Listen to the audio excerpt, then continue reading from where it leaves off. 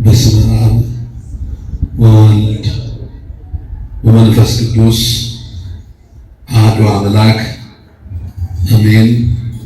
ይህን ድምፅ የምንሰማ ሁላችንም ባሪያ ትምህርተ መስቀል እናማትባለን።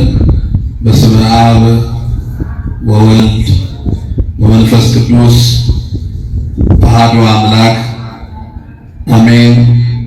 በስመ አብ ወወልድ ወመንፈስ ቅዱስ አሐዱ አምላክ አሜን። በሰማያዊው ሥርዓት እግዚአብሔርን የምታገለግሉ ሊቃውንተ ቤተ ክርስቲያን፣ አየንተ እግዚአብሔር አበው ካህናት፣ ላይካነ ምስጢር ወንድሞች ዲያቆናት፣ የእመቤታችን የቅድስት ድንግል ማርያምን ልጅ መድኃኔ ዓለም ኢየሱስ ክርስቶስን ደጅ የምትጠኑ ኦርቶዶክሳውያን አባቶች፣ እናቶች፣ ወንድሞችና እህቶች፣ ሕፃናት በልዑል እግዚአብሔር ፍጹም ሰላም እንደምን አመሻችሁ?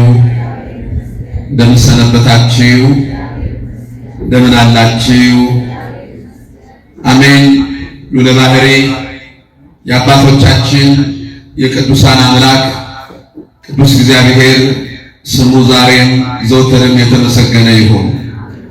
ለቃለ መውረድ ለሥጋ ማረግ ምክንያት የሆነችን ቅዱሱን እግዚአብሔርን አቅርበን ያየንባት የሐዲስ ኪዳን ኪሩቤል እማምላክ ወላዲተ አምላክ ድንግል ማርያም ስሟ የተመሰገነ ይሁን። የጌታችን የመድኃኒታችን የኢየሱስ ክርስቶስ የመስቀሉ ኃይል ከሁላችን ጋር ይሁን። ባለችን ጥቂት ደቂቃ የምንማማርበት የትምህርታችን ርዕስ እኛ ግን የተሰቀለውን ክርስቶስን እንሰብካለን። የሐዋርያው የብርሃነ ዓለም የቅዱስ ጳውሎስ መልእክት ወደ ቆሮንቶስ ሰዎች የመጀመሪያይቱ ምዕራፍ 1 ቁጥር 22 ትምህርቱን ለማስታወስ ረዳን ዘንድ ይህን ኃይለ ቃል አንድ ጊዜ አብረን እንላለን። እኛ ግን የተሰቀለውን ክርስቶስን እንሰብካለን። ብርሃነ ዓለም ቅዱስ ጳውሎስ ለሶስት ወገኖች 14 መልእክታትን ጽፏል። የመጀመሪያው በእግረ ሥጋ ደርሶ በአካል አግኝቷቸው ወንጌል ላስተማራቸው ሕዝቦች መልእክት ጽፎላቸዋል። 3 አበይት የሆኑ ሐዋርያዊ ጉዞዎችን አድርጓል። ቅዱስ ጳውሎስ በሐዋርያት ሥራ ላይ እንደተዘመገበው ቤተ ክርስቲያናችን ብርሃነ ዓለም ብለን የምትጠራው ቅዱስ ጳውሎስን ከ2000 ኪሎ ሜትር በላይ ሄዶ ወንጌል ያስተማረ ታላቅ ሐዋርያ ነው። ክርስቶስን በቃል፣ ክርስቶስን በኑሮ፣ ክርስቶስን በእምነት፣ ክርስቶስን በፍቅር፣ ክርስቶስን በንጽህና፣ ክርስቶስን በደም የሰበከ ሐዋርያ ነው ቅዱስ ጳውሎስ። መጽሐፍ ቅዱስ ላይ ካሉት የመጽሐፍ ቅዱስ ክፍሎች 14ቱን የጻፈው ቅዱስ ጳውሎስ ነው። በእግረ ሥጋ ደርሶ ወንጌል ካስተማራቸው ወገኖች መካከል በታናሿ ኤስያ ከሚገኙት መካከል የቆሮንቶስ ምዕመናን አሉበት። የገላትያ፣ የኤፌሶን፣ የፊልጵስዩስ ለእነዚህ አካላት መልእክት ጽፏል። ሁለተኛው በመንፈስ ቅዱስ ለወለዳቸው ልጆቹ መልእክት ጽፏል። ለነ ቲቶ፣ ለነ ፊሌሞና፣ ለነ ጢሞቴዎስ መልእክት ጽፏል። ሦስተኛው መልእክቱ ዓለም አቀፋዊ መልእክት የምንለው የዕብራውያንን መልእክት ጽፏል። ለቆሮንቶስ ምዕመናን 2 መልእክታትን የጻፈው የመጀመሪያዊቱንና ሁለተኛው። የመጀመሪያው የቅዱስ ጳውሎስ መልእክት ወደ ቆሮንቶስ ሰዎች የሚያጠነጥነው በዚህ 2 ሐሳቦች ላይ ነው። ምንድናቸው እነዚህ 2 ሐሳቦች? የኢየሱስ ክርስቶስን አምላክነትና የኢየሱስ ክርስቶስ ደግሞ በመስቀል ላይ ለሰው ልጆች የከፈለውን ዋጋ በቆሮንቶስ ላሉ በጣም በብዙ ችግር ውስጥ ለነበሩ ኋላ ወደ ክርስትናው ድንበር ለገቡ ምዕመናን የጻፈው መልእክት ነው። እኛ ግን አለ እኛ እኮ የተሰቀለውን ክርስቶስን እንሰብካለን። እኛ አለ በተለይ በዛን ወቅት ስለ ክርስቶስ ማውራት ከባድ በነበረበት ወቅት ስለ ክርስቶስ መስበክ በሮማ አደባባይ በሚያሰይፉበት ወቅት ስለ ክርስቶስ መናገር ውርደት በነበረበት ወቅት ይሄንን ጽፏል። ከፍ ብሎ ስታነቡት እንዲህ ነው የሚለው የመስቀሉ ቃል ለማያምኑት ሞኝነት ነው፣ ለእኛ ለምናምነው ግን የእግዚአብሔር ኃይል ነዋል። ዛሬ መጋቢት 10 ስለ ክርስቶስ መስቀል ቤተ ክርስቲያን መስከረም 17 የተጀመረው ቁፋሮ አልቆ ዛሬ ጠላት አሳፍሮ ዛሬ ብዙ ገቢረ ተአምራትን ሰርቶ ዕፀ መስቀሉ የወጣበትን ዕለት ቤተ ክርስቲያን ታስባለች። መጋቢት 10 ቀን ነገረ መስቀሉ ለማያምኑት አለ ሞኝነት ነው፣ ለእኛ ለምናምነው ግን የእግዚአብሔር ኃይል ነው። የመስቀሉ ቃል ማን ነው? የመስቀሉ ቃል ራሱ ኢየሱስ ክርስቶስ ቃል የተባለው እሱ ነው። በመስቀል ላይ የተሰቀለው ቃል አካላዊ ቃል ክርስቶስ ማለት ስግው ቃል። የቤተ ክርስቲያን የስብከቷ ማዕከል ይሄ ነው፣ ኢየሱስ ክርስቶስ። ብዙ ጊዜ ብዙ ሰዎች ነገረ ክርስቶስን ስለማይረዱት ስለማይገባቸው በብዙ ሁኔታ ውስጥ ተርጉሞ ሲያወሩ ታያላችሁ። ቅዱስ ጳውሎስ የመስቀሉ ቃል ለማያምኑት ሞኝነት ነው።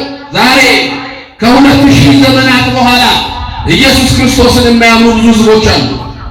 አምላክነቱን የማያምኑ ፈጣሪነቱን የማያምኑ ዛሬ ነብይ ነው የሚሉት አሉ። ዛሬ አማላጅ ነው የሚሉት አሉ። ተመልከቱ፣ የመስቀሉ ቃል ለማያምኑት ሞኝነት ነው። የመስቀል ቃል ራሱ ኢየሱስ ክርስቶስ ስለሆነ ማለት ነው።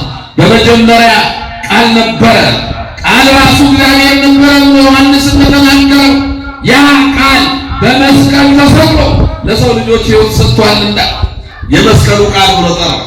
ሁለተኛው የመስቀሉ ቃል ነገረ መስቀሉ ነው።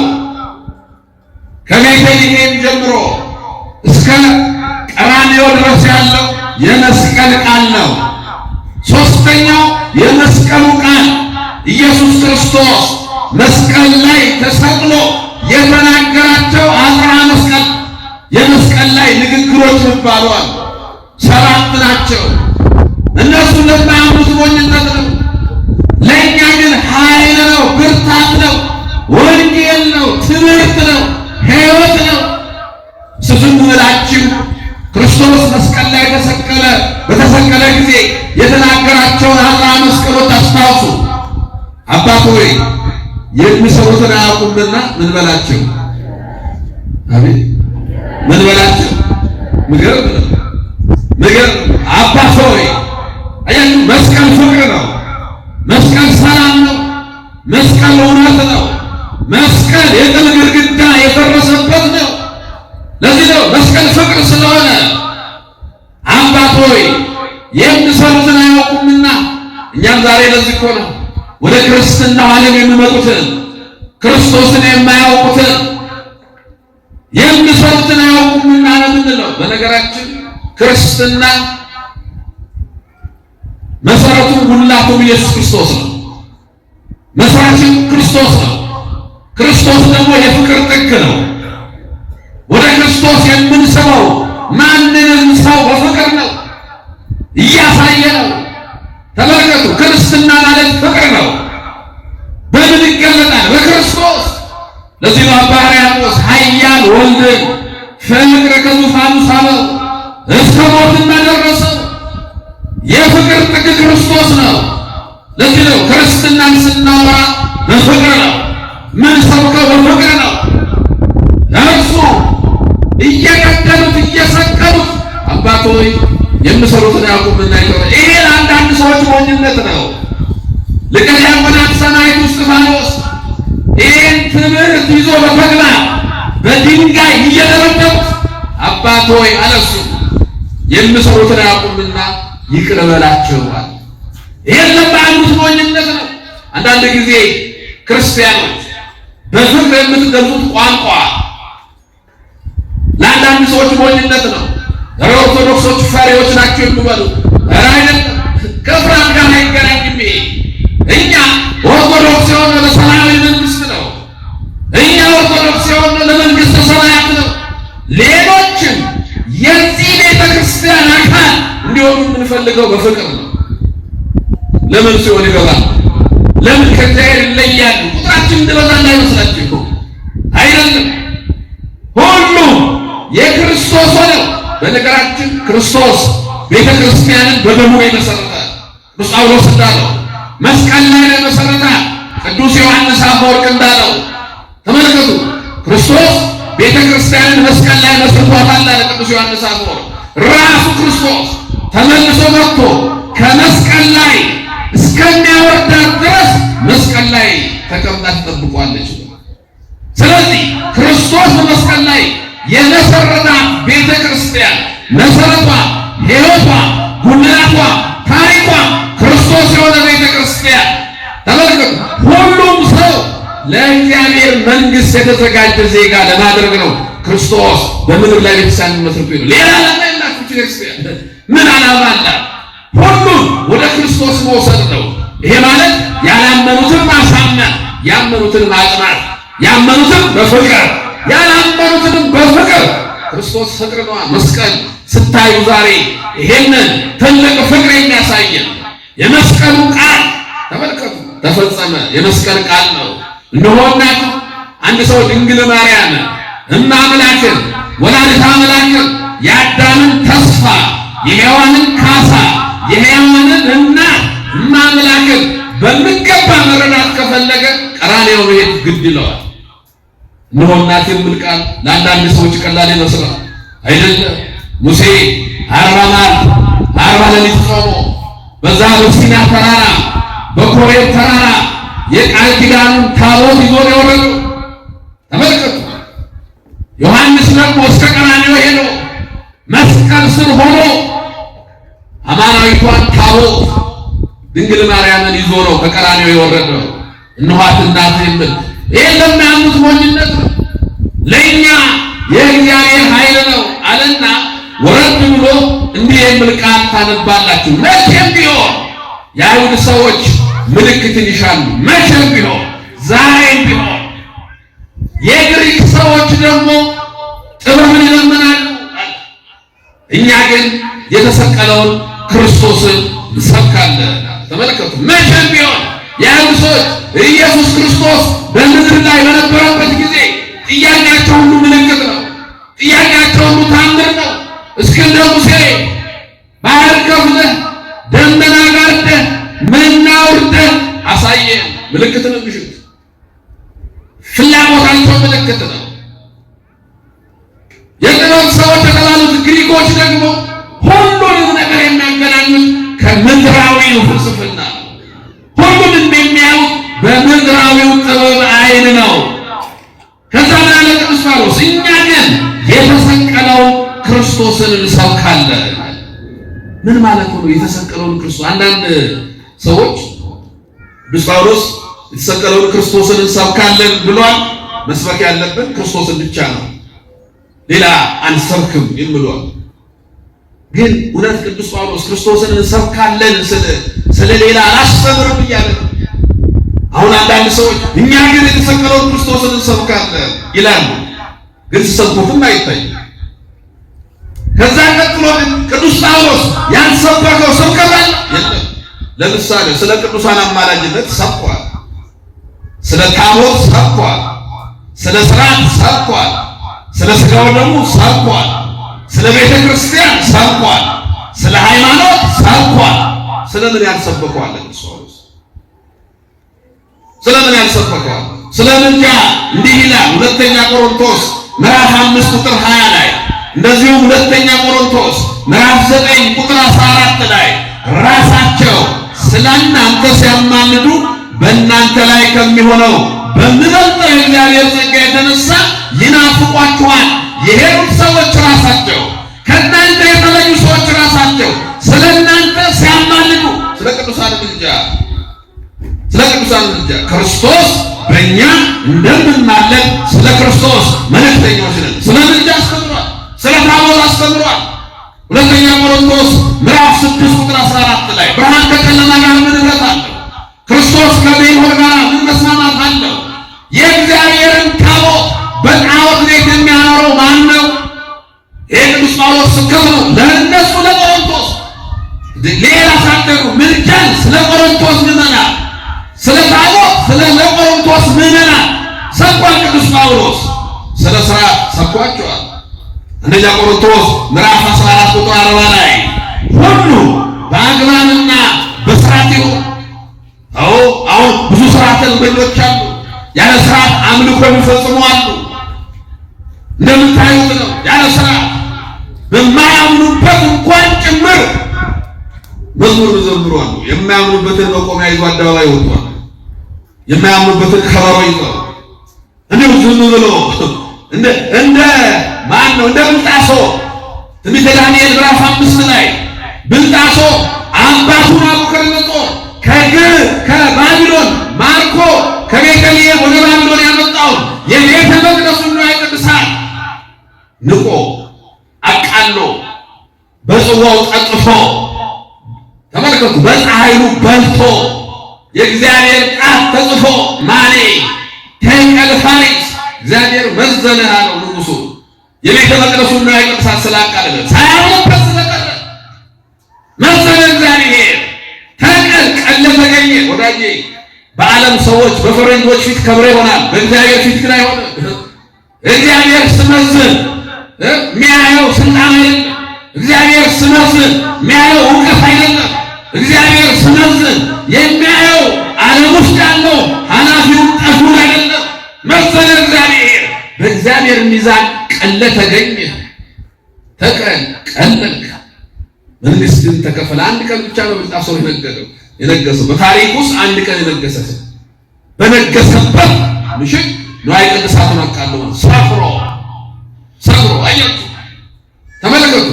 ሁሉ በአግባብና በሥርዓት ይሁን። ምዕመናን መቆሚያ ይዘን እንዘምር ብትሉ አትችሉ።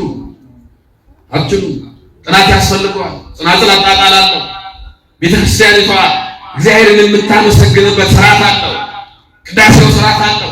አሁን ተመልከቱ። እኔ አስተምራለሁ፣ እናንተ ትማራላችሁ። ስርዓት እኩል ብንጮህ ማን ይሰማል? ሁሉ በአግባብና ስለ ስርዓት አስተምሯል ቅዱስ ጳውሎስ። ስለ ስርዓት ብቻ አይደለም፣ ስለ ቅዱስ ቁርባን።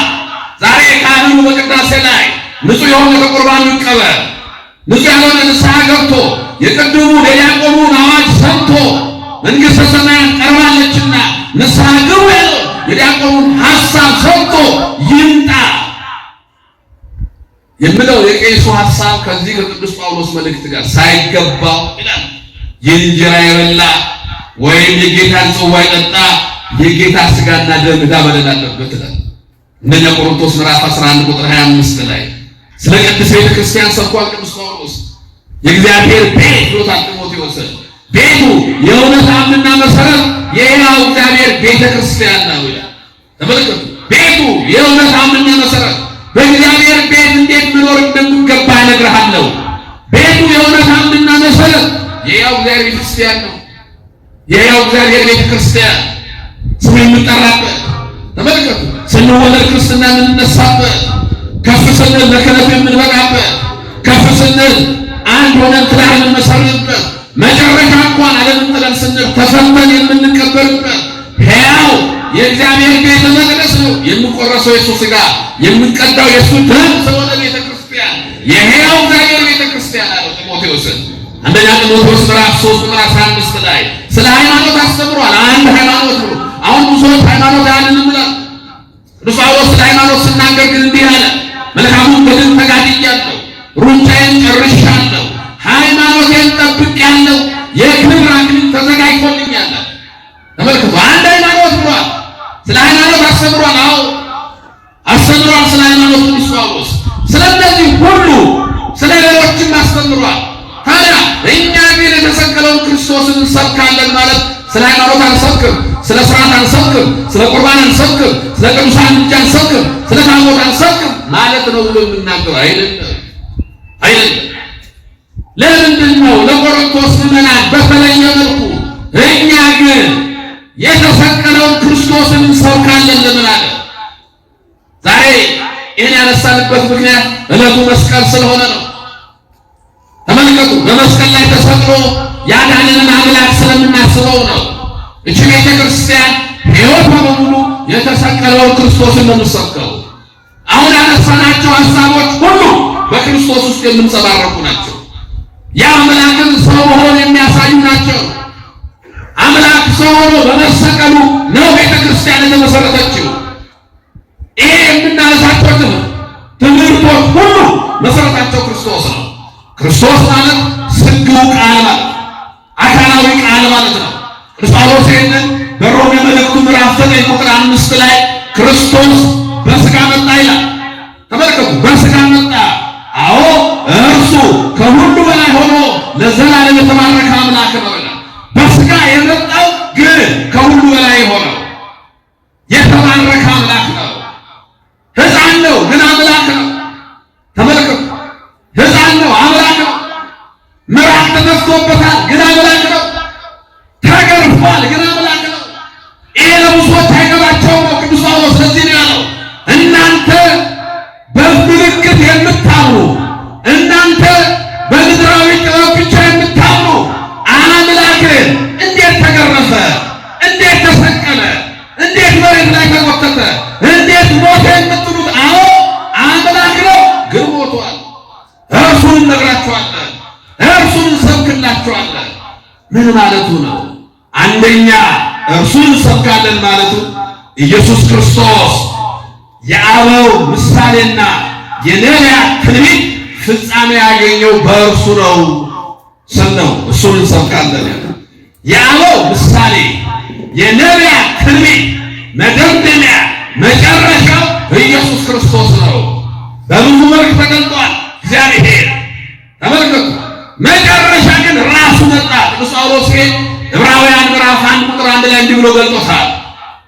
እግዚአብሔር አስቀድሟል በብዙ መንገድና በብዙ ጎዳና ለአባቶቻችን ተናገረ፣ ኋላ ዓለማትን በፈጠረ በአንድ ልጁ በኩል ነገረ። ተመልከቱ፣ በብዙ መንገድ በብዙ ህብረ አምሳል በብዙ ጎዳና በብዙ ህብረ ትንቢት ስናገር ቆይቷል። አዎ በብዙ ምሳሌ። ለምሳሌ ስለ መስቀል ስታስቡ እስራኤል ወደ ተስፋይቱ ምድር በሚሄዱበት ጊዜ እዚህ ተመልከቱ፣ ወደ ተስፋይቱ ምድር በሚሄዱበት ጊዜ ኦሪት ዘኍልቍ ምዕራፍ 21 ቁጥር 8 እንደዚሁ ኦሪት ዘጸአት ምዕራፍ 17 ቁጥር 1 ላይ ስታይ እስራኤላውያን ወደ ተስፋይቱ ምድር ይሄዳሉ። ከጠላቶቻቸው ጋር ሲዋጉ ጠላቶቻቸውን ያሸንፉ የነበረው ሙሴ እጁን ዘርግቶ ሲቆም ነው። ቀጥ ብሎ ይቆማል። አንድ እጁን ወደ ግራ አንድ እጁን ወደ ቀኝ ያደርጋል። ሙሴ ቀጥ ብሎ እጁን ሲዘረጋ እስራኤላውያን ያሸንፋሉ። ሙሴ ደክሞት እጁ ሲወርድ እስራኤላውያን ይሸነፋሉ። ቅድም የተሰበከውን ምስባክ የዳዊት መዝሙር 59 ቁጥር 4 ላይ እንዲህ ነው ያለው፣ ከጠላት ቀስት ያመልጡ ዘንድ ለሚፈሩ ምልክትን ሰጠሃቸው። ሙሴ በምልክት ተመልከቱ፣ ህብረ አምሳል ነው። ዝም ብሎ ስቆ እስራኤላውያን ይሸነፋሉ። እጁን ሲዘረጋ ግን የመስቀል ምልክት ሲሆን ግን እስራኤላውያን ያሸንፋሉ። ከጠላት ቀስት ያመልጡ ዘንድ ለሚፈሩ ምልክትን ሰጠሃቸው። ሙሴ እጁ ሲደክመው ኢያሱና ሆር የሙሴን እጅ እየተሸከሙት ተመልከቱ። የሙሴን እጅ በግራና በቀኝ ይይዛሉ። እነሱ እጅ ሲይዙ ሙሴ እጁን ዘርግቶ ሲቆም እስራኤላውያን ያሸንፋሉ። ያ ምልክት ነው። ያ አምሳል ነው። በአዲስ ኪዳን ክርስቶስ መስቀል ላይ ተሰቅሎ ተመልከቱ፣ የሰው ልጆችን 5500 ዘመን አስሮ ሲያሰቃይ የነበረውን ዲያብሎስን በእግረ መስቀሉ ስር አስሮ ከዚህ በኋላ ስሙን እንኳን ወደሚጠሩ ሰዎች መቅረብ አይቻለኝም ብሎ ዲያብሎስ እስከለፈልፍ ድረስ ያደረገው ክርስቶስ መስቀል ላይ ተሰቅሎ ነው። የአበው ምሳሌ ፍጻሜ ያገኘው እስራኤል ጠላቶቻቸውን ድል ነስተው ወደ ምድረ ከነዓን ጉዞ እንደተጓዙት ሁሉ እስራኤል ዘነፍስ ኦርቶዶክሳውያን ክርስቲያኖች ጠላት ዲያብሎስን የሚያሸንፉት በዚህ ምልክት ነው። ክርስቶስ ነፈው በመስቀል ላይ ተሰቅሎ ድል ያደረገው ምልክት ነው። ያ ነው ፍጻሜ ያገኘው። ተመልከቱ፣ ሙሴ አለ በምድረ በዳ እባብን እንደሰቀለ ሁሉ የሰው ልጅ እንዲሰቀል ዘንድ ይገባዋል። ሙሴ በምድረ በዳ እባብ ሰቅሏል። ኦሪት ዘኍልቍ ቅድም ያልኳችሁ ምዕራፍ 21 ላይ እስራኤላውያን እግዚአብሔርን በደሉ። እግዚአብሔር እባብ ለቀቀባቸው። እባቡን እያንዳንዳቸውን ነደፋቸው። ሙሴና አሮን ወደ እግዚአብሔር ጮኹ። እግዚአብሔር ሙሴን እንዲህ አለው፣ ከነሐስ እባብ ሥራ፣ በዓላማም ላይ ስቀለው። የቻለ የበረታ ወጥቶ እባቡን ነው። መርዙ የበረታበት ግን እባቡን ዓላማ ላይ ተሰቀለውን ስትመታ ድምፅ አለው። ድምፁን ሰምቶ ይድናል። ይሄ ምሳሌ ነው። ተመልከቱ፣ ሙሴ በምድረ በዳ እባብ ሰቅሏል፣ የነሐስ እባብ። እስራኤል ተነድፈው የሞቱት በእባብ ነው። መልሶም የተፈወሱት ደግሞ በነሐሱ እባብ ነው። ነውር በሌለበት መርዝ በሌለው የነሐስ እባብ የሰው ልጅ የወደቀው የሰው ልጅ ከገነት የተባረረው ተመልከቱ። የሰው ልጅ ወደቀ፣ ጸጋው ተገፈፈ፣ ባህሩ ቆሰቆለ የምንለው የሰው ልጅ ነው። በስጋ ሰው አጠፋ። ያጠፋውን ሰው ለማድረግ አምላክ ሰው ሆነ። ሙሴ የሰቀለው የዓላማው እባብ ምሳሌ ነው። መጥቶ በቀራንዮ በመስቀል ላይ የተሰቀለው ኢየሱስ ክርስቶስ ደግሞ ፍጻሜው እሱ ነው። ተሰቅሎ ነው ሰውን ያዳነው። ተመልከቱ፣ የተሰቀለውን እንሰብካለን ስል የአበው ምሳሌ የነቢያት ትንቢት ፍጻሜ ያገኘው እሱ ነው። እሱን እነግራቸዋለን። ያየነውን ነገር ማን አምኗል? የእግዚአብሔርስ ክብር ለማን ተገልጧል? ባየነው ጊዜ እንወደው ዘንድ ደም ግባት የለው። ስለ መተላለፋችን ደቀቀ፣ ስለ በደላችን ቆሰለ፣ በእርሱ ቁስል እኛ ተፈወስ። እስበሉ በእርሱ ቁስል በሉ። እኛ ምን ሆነ? የነቢያት ትንቢት ነው። ያየነው ኢሳይያስ ለዚህ ሆነ ደረቅ አዲስ ወጣ አባቶቻችን አያርቀን ሆኖ ነው ኢሳይያስ ያየው። ቀራንዮ ላይ ሆኖ ያየነውን ነገር ማን አምኗል? ከክርስቶስ ልደት በፊት 700 ዘመን አስቀድሞ አይሁዶች ምልክት ይሻሉ። የኢሳይያስ መጽሐፍ ግን ቤታቸው ውስጥ አለ። እዛው ትንቢት ሆነ። ያየነውን ነገር ማን አምኗል? የእግዚአብሔር ክብር ለማን ተገልጧልና ባየነው ጊዜ እንወደው ዘንድ ደም ግባት የለው። ስለ መተላለፋችን ደቀቀ፣ ስለ በደላችን ቆሰለ፣ በእርሱ ቁስል እኛ ተፈወስን። የሚፈውስ ቁስል ከክርስቶስ ቁስል ውጭ ከየት ታገኛለህ? የሚያድን ቁስል ከክርስቶስ ቁስል ውጭ ከየት ታገኛለህ? ያንን ነው እሱን ነግራችኋለን። አምላክ ነው ግን ተሰቅሏል። ያ በግ የተባለው በሸላቾቹ ፊት የማይናገር በግ የተባለው እርሱን እንሰብክላችኋለን። ክርስቶስን የምንሰብክላችሁ የነቢያትና የአበው ትንቢትና ምሳሌ ፍጻሜ እርሱ ነው። ለዚህ እንሰብክላችኋለን እያላቸው ለዚህ ነው እኛ በማህሌታችን ሁሉ ጊዜ የማይቀር አንድ ቃል አለ። ተፈጸመ ተስፋ አበው በማርያም ድንግል ላይ ወበቀራንዮ ተተክለ መድኃኒት መስቀል። የአባቶቻችን ተስፋ የነቢያት እንባ የአበው ለቅሶ በድንግል ማርያም በማኅፀኗ ባደረው ከሥጋዋ ሥጋ ከነፍሷ ነፍስ ከነሳው በኢየሱስ ክርስቶስ ፍጻሜን አገኘንና መድኃኒት የሆነው ተመልከቱ። መስቀል ብርሃን የሆነው መስቀል፣ ሰላም የሆነው መስቀል፣ ሕይወት የሆነው መስቀል፣ ያው መስቀል ላይ የተሰቀለው የዘላለም ሕይወት በቀራንዮ ላይ ተተከለ። ተመልከቱ። የአባቶቻችን ተስፋ ፍጻሜ ያገኘው በዚህ ነው። እርሱን እነግራችኋለን እያለ ቅዱስ ጳውሎስ ሁለተኛ ሐሳብ የክርስቶስ መስቀል የእግዚአብሔር ልዩ ጥበብ መሆኑን ለማጠየቅ ነው። የእግዚአብሔር መስቀል ምን ማለት ነው?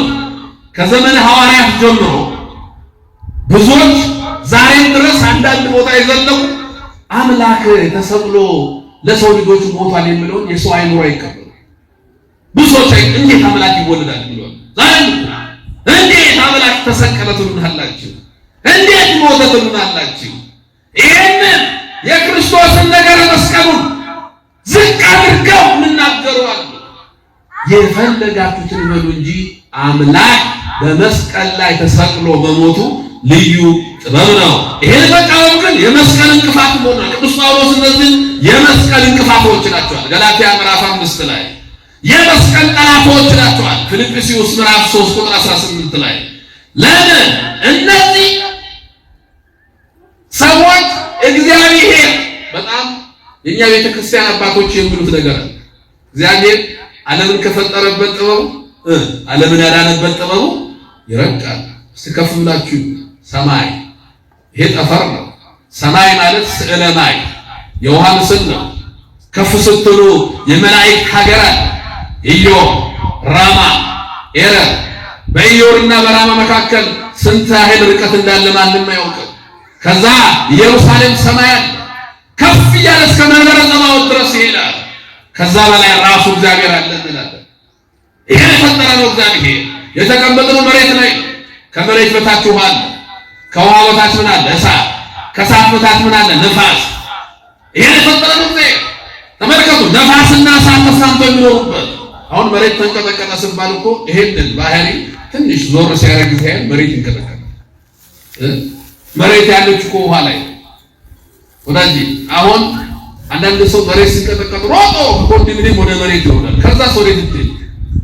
ከመሬት ወዴት እንደደለ መሬት ያለው ውሃ ላይ እግዚአብሔር እኮ ነው ይሄን የሰራው። ውሃ ደግሞ ያለው እሳት ላይ ነው። እሳቱ ደግሞ ያለው ነፋስ ላይ ነው። ስትማሩ አራቱ ባህሪያተ ሥጋ ይባላል። ነፋስ፣ እሳት፣ ውሃና አፈር። አራቱ ከዚህ እኮ ነው የፈጠረ።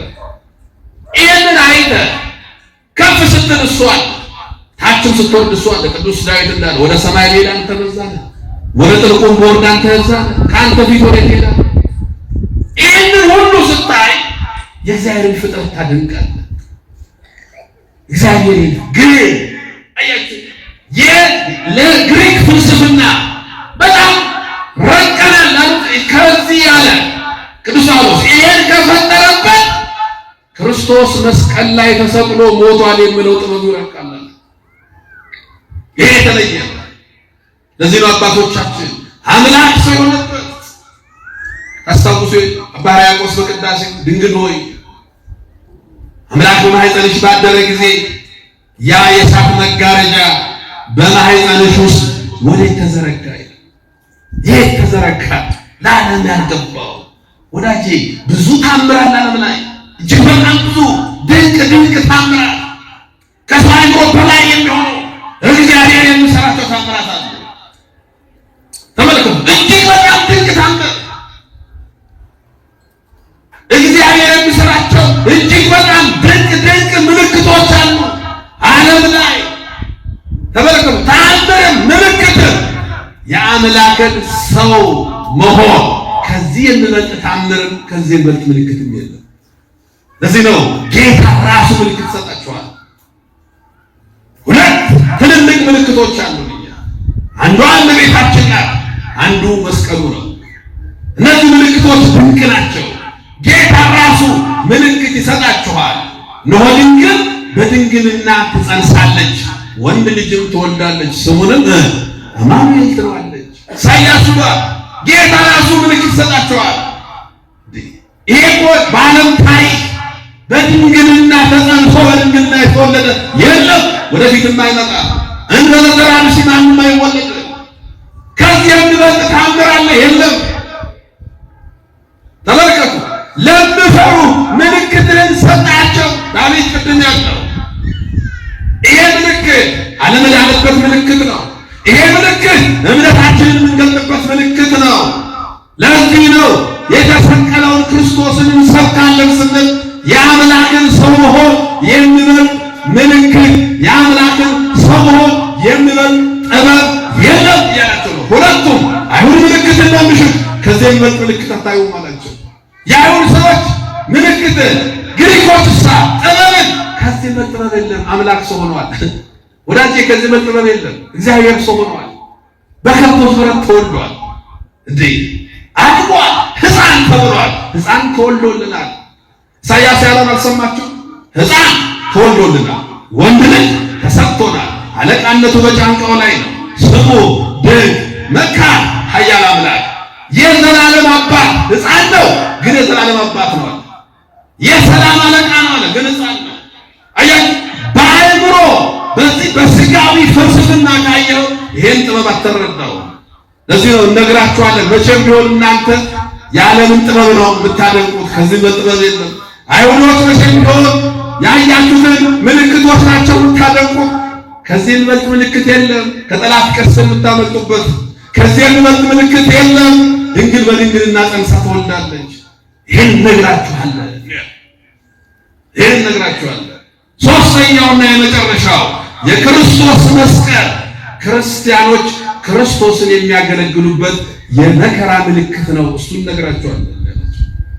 ክርስቶስን የምናገለግልበት ምልክታችን ነው። እሱን እነግራችኋለን። ቅድም የተነበበውን ወንጌል ሰምታችኋል። የማቴዎስ ወንጌል ምዕራፍ 16 ላይ ሁሉም መስቀል ተሸክሞ ክርስቶስን ይከተላል። በነገራችን መስቀል ሶስት አይነት ነው። እኛ ቤተክርስቲያን መስቀል ስትል አንደኛው ከቤተልሔም እስከ ቀራንዮ የተደረገው ጉዞ ነው። መስቀል እግዚአብሔር እኛን ለማዳን የሄደበት መንገድ በሙሉ መስቀል ነው። ተመልከቱ። አምላክ ተወለደ። ይህ በከብቶች በረት መስቀል ነው። አምላክ ነው። ሰማይና ምድር የፈጠረ ነው። ቤተ መንግስት በሰማይ ሰርቶ መወለድ ይችላል። ከምድር ከፍ ከሰማይ ዝቅ አድርጎ መወለድ ይችላል።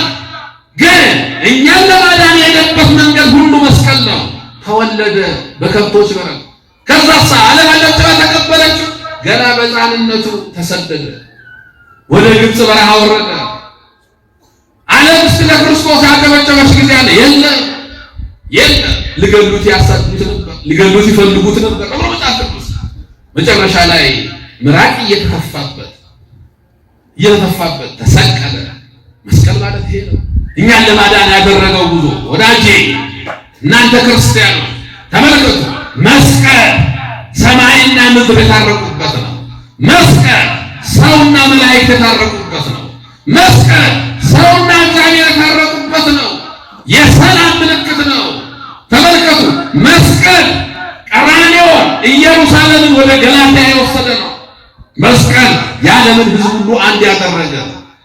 እናንተ የገላትያ ክርስቲያኖች ኢየሱስ ክርስቶስ በተሰቀለበት አምሳያ ሆኖ ይታያችሁ ነበር። ያን እንዳታስተውሉ አዚም ያደረገባችሁ ማን ነው? አይደለም። ለገላትያ ክርስቲያኖች በተሰቀለበት አምሳያ ኢየሩሳሌምና ገላትያን ያገናኛል መስቀል። አያችሁ፣ እኛ ያለንበትን ቤተ ክርስቲያንና ሰማያዊቷን ቤተ መቅደስ ያገናኛል መስቀል። መስቀል ሁሉንም ያገናኘ ነው። ይሄን ነው መስቀል የምንለው፣ የክርስቶስ የማዳኑ ስራ። ይሄ መስቀል ይባላል። ሁለተኛው ዕፀ መስቀሉ ነው። ዛሬ ተቆፍሮ ወጣለው። ምልክቱ በነገረ ድነት ውስጥ ዕፀ መስቀሉ ምልክቱ። በነገራችን እምነታችንን የምንገልጥበት ነው መስቀል። እስቲ አንድ ጥያቄ ልጠይቃችሁ እግረ መንገድ። አንድ ሰው ከዚህ ወጣችሁ ስትሄዱ ሃይማኖታችሁን ስጠይቃችሁ ክርስቲያን ነኝ ትላላችሁ። የትኛው? ምክንያቱም በክርስትና ስም ኦሪጂናልም አለ ፎርጅድም አለ። አንድ ሞባይል ይዛችሁ ስትሄዱ ሳምሰንግ ነው፣ ሃይ ኮፒ ነው፣ ኦሪጂናል ነው ይባላል። በክርስትና ስም ኦርቶዶክስ ክርስቲያን ነኝ። ኦርቶዶክስ ማለት እውነተኛ አምልኮ፣ እውነተኛ አስተምሮ ማለት ነው። ኦርቶዶክስ ክርስቲያን ነኝ። አዎ። እስቲ ኦርቶዶክስን በአጭር ቋንቋ ግለጥልኝ ብሎ ብጠይቅህ እንዴት ነው የምትገልጥለት? በአጭር ቋንቋ ግለጥልኝ እስቲ ሃይማኖት ንገረኝ። አንድ ሰው ይሄን በትክክል መግለጥ አለበት ወይስ የለበትም? አለበት። እስልምና አንድ እስላም ጓደኛ ካላችሁ ጠጋ ብላችሁ እስቲ እምነትን ግለጥልኝ ብትሉት እንዲህ ይላችኋል ያ ኢላሃ ኢላላህ መሐመድ ረሱላላህ ይላል። ይሄ እምነቱ ነው። ከአላህ በቀር አምላክ የለም፣ መሐመድ የአላህ ትክክለኛ ነብይ ነው ይላል። ይሄ እምነት ነው። አንተ ግን ግለጥልኝ ብትባል ምንድነው የምትለው? ግለጥስ በትንሹ ስተናገር በትንሹ እምነትን ግለጥልኝ። አያችሁ መስቀል እምነታችንን የምንገልጥበት ነው። እስቲ ከነጋር በስመ አብ እጃችሁን ባሪያ ትምህርተ መስቀል ያዙ። ብዙ ወጣቶች እንዲህ ነው ሁለት ጣት ነው የሚሉት። እንዲህ አብዛኛው ይሄ የአውሮፓ እግር ኳስ ደጋፊ ስለሆነ እነሱ እንደዚህ ነው የሚሉት። ካቶሊኮች ስለሆኑ ክለብ አያሪ እንዲህ ነው የሚሉት።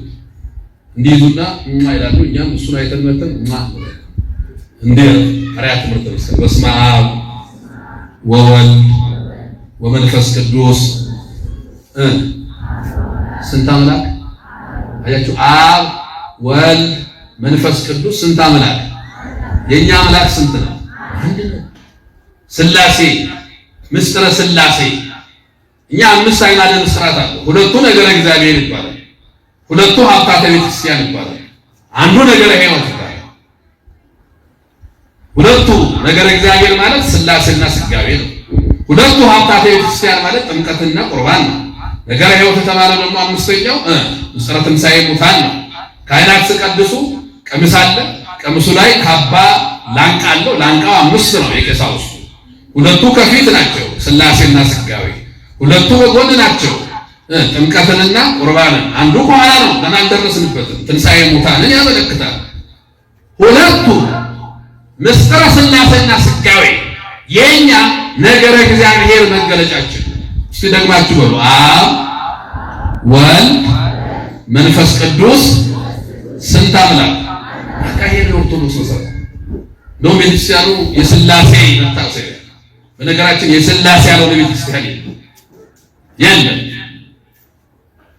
አሁን በአፋችን አብ ወልድ መንፈስ ቅዱስ አንድ አምላክ፣ በምልክቱ ደግሞ ሥጋዌን እንገልጣለን። ኦርቶዶክስ ስትገልጥልን በአፍ ምስጢረ ሥላሴ በምልክቱ ደግሞ ምስጢረ ሥጋዌን መስቀል ምስጢረ ሥጋዌን ምስጢረ ሥላሴን የምንገልጥበት ነው።